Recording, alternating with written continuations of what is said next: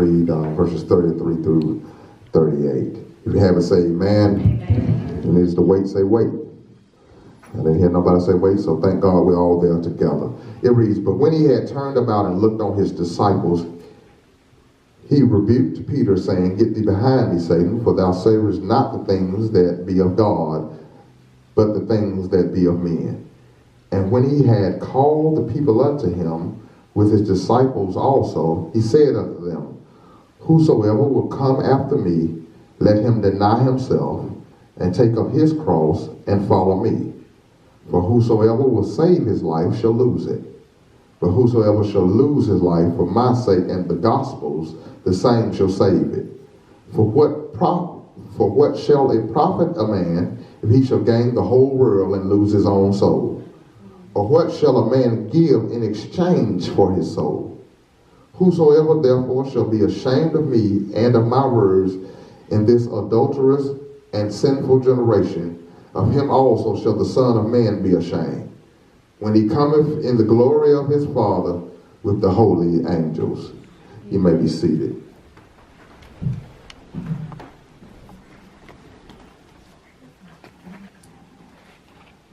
For what shall it profit a man if he shall gain the whole world and lose his own soul? If I had to put a topic on this, I would simply title it as this: real talk. Real talk. You hear a lot of people in this generation now say, just keep it real. Well, hey, I just got to give you some real talk. The Gospel of Mark, or the Gospel according to Mark, is what we call, it's a gospel, it's an action gospel. Although we have Matthew, Mark, and Luke, and John, but Matthew, Mark, and Luke are what we call the synoptic gospels, meaning that they are similar.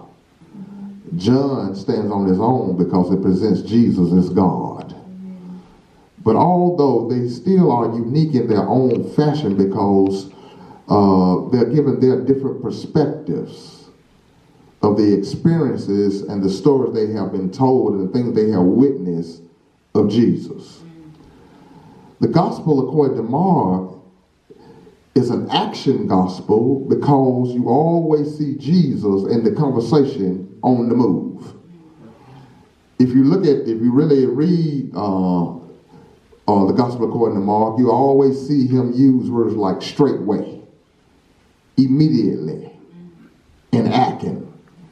It seems as if the conversation in Jesus was always in a rush.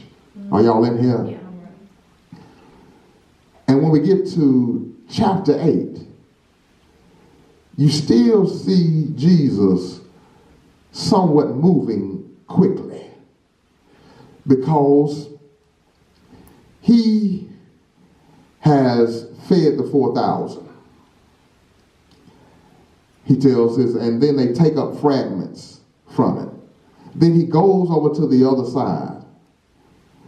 And as he's going over to the other side, while he's in the ship with his disciples, he warns them and tells them, be careful of the leaven in the Pharisees. Them, with their limited understanding, begin to discuss amongst each other, oh, we're in trouble, we forgot bread. Jesus, knowing that they are discussing it, and he tells them, listen, I'm not talking about physical bread, but I'm talking about the pride and the arrogance and the ungodliness of the Pharisees. That's what I'm warning you about. He said, and have you not considered? He said, do you not remember the 4,000? Do you not remember the multitude that I have fed? He said, how many did you take up one time? We took up 12 fragments. There was leftovers. He said, and then what did you take up the other time? We took up 7 baskets full. Those were the leftovers. He said, so do you not understand that I can handle any and everything, that God is never, God, listen, God back is never against the wall. God never has to figure things out. He can just speak it and it is so. So he discusses that with them, Lace, but then he rushes on and he begins to more reveal himself to them. He tells them that, listen, I am the Son of Man, which means that, listen, I am the promised one. I am the Messiah. I am the one who God has been promising all through the Old Testament. I am that one. Yeah. And then he goes on to tell them, he said, listen now, because you got to remember now, when God is promising Jesus, it puts him in royalty. It talks about his kingdom. But the disciples had a misperception of what Jesus' kingdom really was. They thought that he was going to rule and reign in physical government. Yeah. But he let them know, listen, I don't have to rule in physical government because, listen, I'm way over that. My office is way over physical government. I stopped by here to tell somebody, listen, you don't have to worry about the president, what he's saying, what he's doing, because there is a God that is over him. Yeah. And although he might not listen to God, listen here, God is still in control. And when God gets ready to move, when God says it, it got to be done. Who can question God? Who can get in God's face? Who can tell God what to do? Yeah.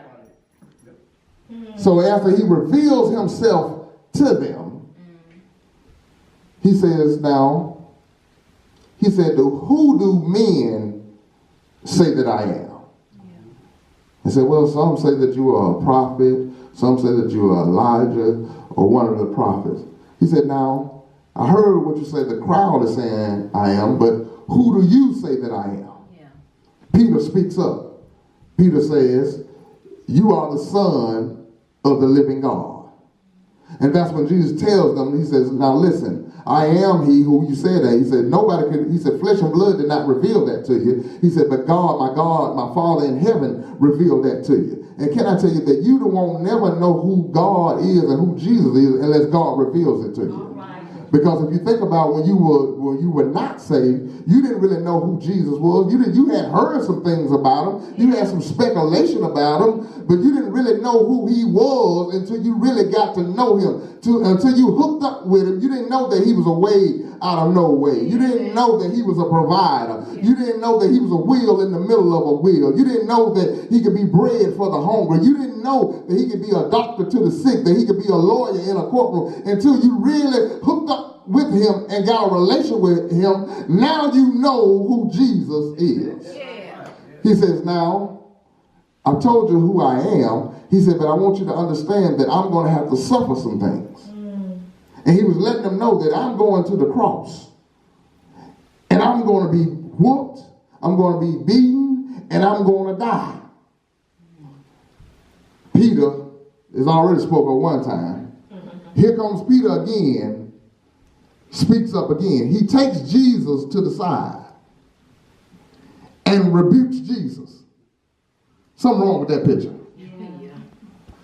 And Jesus tells him, he said, listen, man, your mind is on things that concern men. But my mind is on the things of God. Yeah. I came here that I was born to die. And he tells Peter, get thee behind me, Satan. Are y'all in here? Yeah. Now he gave, at first, Peter accolades. And that shows us how we can be sometimes. Sometimes our conversation can be pure. And in the same breath, we can get off track. And thank God that Jesus is there to put Peter back on track. He said, listen here, man, get thee behind me, Satan, because your mind ain't on what. You can't rebuke Jesus. Who can rebuke Jesus? He says, now watch this. After he deals with Peter there, then he notices that as he has to rebuke Peter, then he turns not only to his disciples, but to the crowd. And he gives them some real talk. Here it is. He tells them, in verse he said, but when he had turned about and looked on his disciples, he rebuked Peter, saying, get thee behind me, Satan, for thou savorest not the things that be of God, but the things that be of men. And when he had called the people unto him with his disciples also, he said unto them, whosoever will come after me, let him deny himself and take up his cross and follow me. He says, the first thing that I see in this real talk, he says, whosoever will come after me. Then the first thing that he shows us in this real talk is that there can be no arrival. Arrival can only happen after there is a departure. Listen, if you go to the airport, you ain't gonna get where you going until you depart. I done lost y'all. Because y'all looking at me like you don't know what I'm talking about. You can't get to where you're going. You got to leave somewhere in order to get to where you're going. If you didn't leave home today, you would have never been here at church. What he is telling them, he says, listen, you will never arrive with Jesus unless you depart from the world. Are y'all in here? He says, arrival can never happen. And he said, whosoever will, who wants to come, you got to come after me. You got to leave some things. You might have to leave some family. You might have to leave a job. You might have to even leave some churches. You might have to leave certain relationships. You might have to leave certain TV shows. Y'all in there. You might have to leave certain music. You might have to leave certain beverages. He said, you got to leave some things in order to get to some things. Yeah. He says there can be no arrival without a departure. I like this because when he says, and come after me. What he's saying is, he says, ladies, you've got to depart from the world and get behind me. See, because it's not Jesus' job to follow us, but it's our job to follow Jesus. And you can't follow Jesus unless you are behind him. And can I tell you, that's a good position to be in because Jesus can handle it all. And if I am behind him, I have some protection. If I am behind him, I have some provisions. He said there can be no arrival without departure. You've got to leave some things. Yeah. You've got to leave some people. He says that's number one. He says then, he says, for whosoever will come after me, let him deny himself and take up his cross. The second thing I see is that there can be no accompany with Christ until there is a disconnection. Watch this. You have to disconnect from yourself in order to accompany Jesus. What that means is that I have to let my will go and then lay my will down, throw my will away, and pick up the will of Jesus Christ. And I know a lot of us don't want to do that. We want to do what we want to do. We want to say what we want to say. We want to go where we want to go. But can I tell you that if you're going to follow Jesus, you've got to go where the Lord wants you to go. Yeah. I know you might think, hey, I got it all figured out. My friend's been giving me good advice. Listen here, that ain't good advice, ain't the best advice. Yeah. He says that if you want to accompany Jesus, you've got to disconnect from yourself. And can I tell you, it's easier to disconnect from people than it is to disconnect from yourself. Yeah. Because a lot of times we want to absolutely do the wrong thing because we can feel ourselves. And can I tell you that a lot of our feelings are faulty? A lot of our feelings have flaws in them. It ain't about how you feel. Look, faith overrides feelings. Yeah. If you do what you feel all the time, you will be doing all kind of things. You'll be killing folks. You'll be cursing folks out. You'll be walking off. You'll be quitting. You'll be doing all kind of things. It ain't all about how you feel. Yeah. He says, arrival can only happen after departure. You cannot accompany Christ only after there has been disconnection. But watch this. He says, and take up his cross. Mm-hmm. He says, aliveness can only happen after death. Mm-hmm.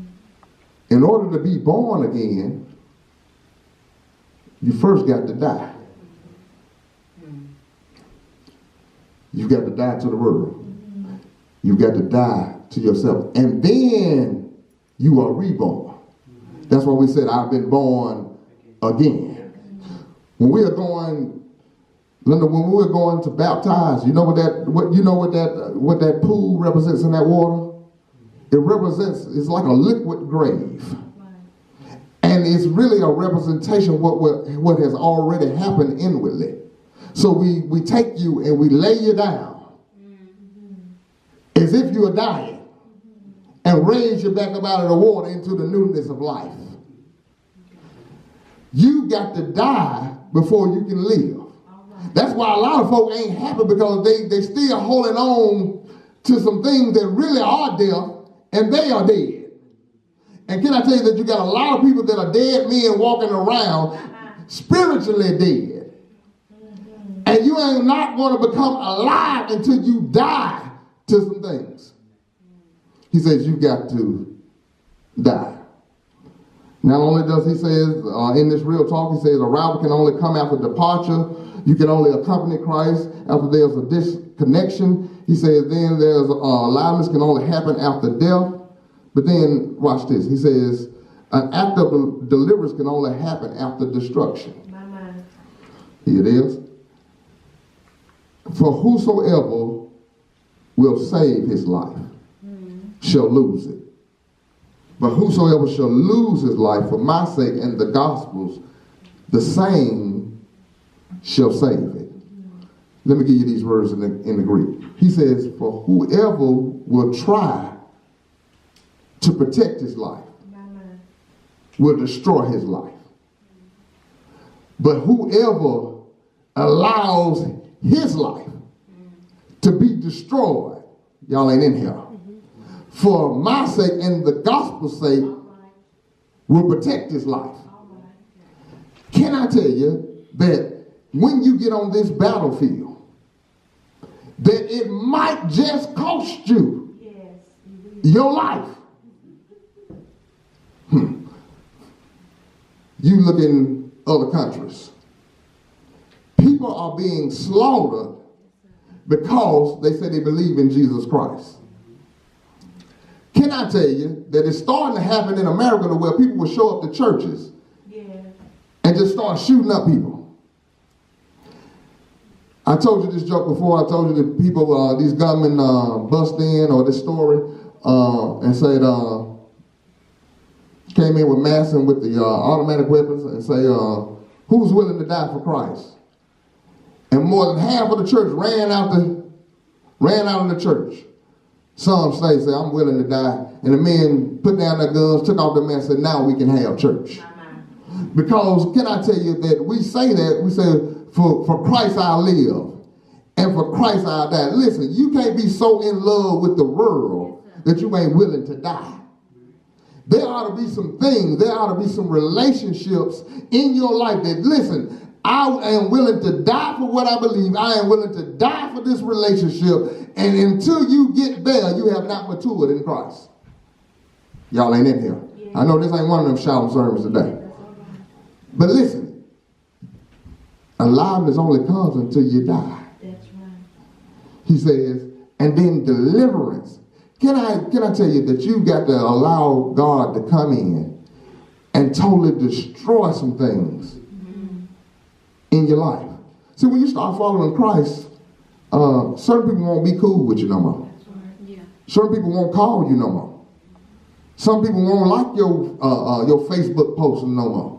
Because they done got too wrapped up with God. How can you be too wrapped up with God? How can you be too fanatical about God when God is doing everything for us? Listen, if he's doing everything for me, then guess what? I owe it all to him. He says he says arrival can only happen after departure. You can only accompany Christ after disconnection. Aliveness can only happen after death. And then he says an act of deliverance can only happen after destruction. Abby, after he gives them this real talk, and I'm going to leave y'all so we can go walk. After he gives them this lesson, he asks them two questions. He said, now I told you what it takes. Here's the first question, Pedro. He asks them, he says, it's right here. He says, For what shall it profit a man if he shall gain the whole world and lose his own soul? After he gave them these four things, he then asked them two questions. The first question is, he said, what is advantageous about winning in the world and losing in eternity? You can get all the money. Yeah. You can have all the clothes. Yeah. You can have all the cars. Mm-hmm. You can have all the college. Mm-hmm. You can have all the sense. He said, but at the end of it, he said, if you win in the world, what's the advantage? What is the benefit to win in the world and lose in eternity? That's right. What does it benefit you to be popular, to be in the in crowd, and lose your soul? What does it profit you for folks to like you and to brag on you and sing your praises and you die and go to hell? What does it profit you? Because you can't take cars there. No. You can't take clothes there. Your college won't help you there. Your car won't drive you out of hell. Your job won't pay for you to get out of hell. He says, what's the advantage?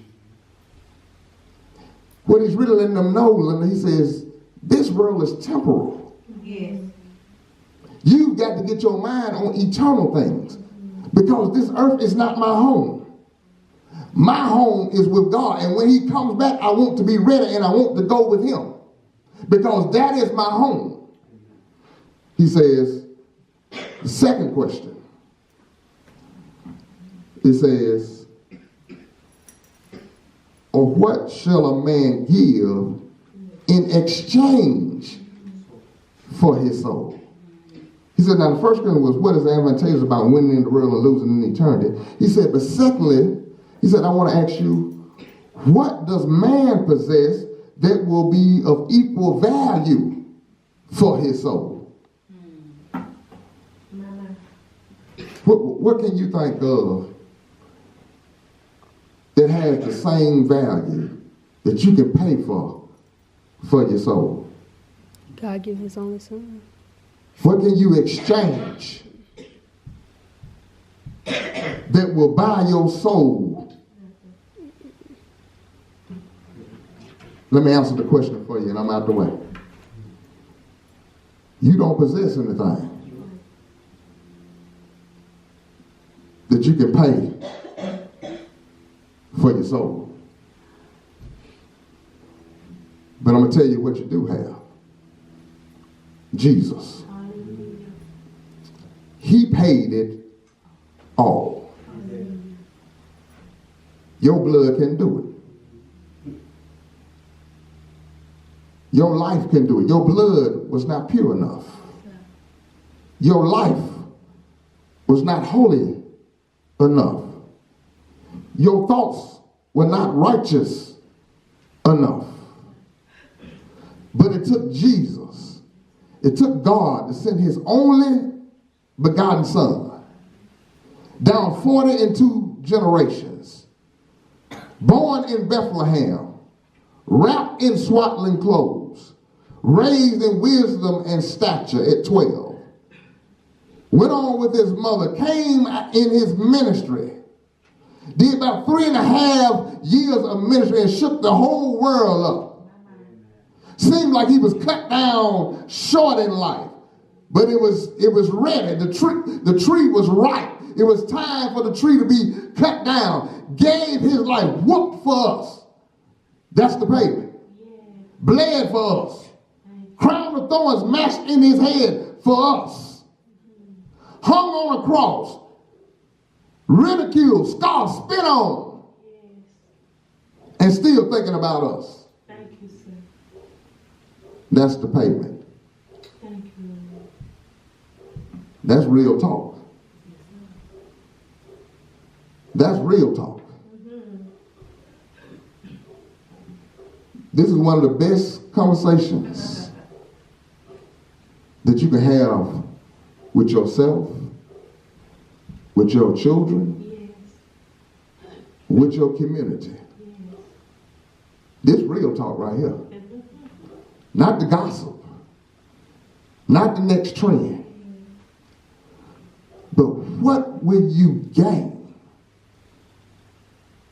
if you gain the whole world and your soul is lost My Jesus. for eternity? There's no leaving eternity. Once he comes back, once it's all over, it's over. Ain't no take backs, ain't no redos. You've got to do it while you got time. Yes. And tomorrow is not promised to any man. The next second is not promised to anybody. I want to be ready. Yes. And can I tell you that you can't earn salvation? It's freely given. By grace are ye saved. Not of yourselves, lest any man shall boast. But you've got to accept his grace and his mercy. And once you accept that, you begin to follow him. And then I found out the more you follow him, the more other things fall off. And the reason they fall off, Johnson, is because as I'm on this journey following Jesus, there's some things that I don't need. That's right. I don't need my cursing no more. I don't need to drinking no more. I don't need to feel arrogant no more. The more you keep following him, things will begin to fall off. Because can I tell you that while you're on this journey, I am trying to go to heaven. Mm-hmm. And as I'm trying to pack light, Hallelujah. it says to lay aside every weight and sin that so easily beset you. You don't have to travel so heavy. That attitude that you know is not right, let it fall off. The mind says the selfishness, let it fall off. And I ain't just talking to y'all, I'm talking to myself. Let it fall off. Because I want to see Jesus face to face. And I know it ain't popular now, but he coming back. Yes, he is. And he's coming back soon and very soon. That's real talk. Yes. You want to be real with yourself? Have that talk with yourself. If I gain this whole world and I lose my soul, what have I really gained? You haven't gained anything. You have totally and utterly lost. Yes. The doors of the church are open.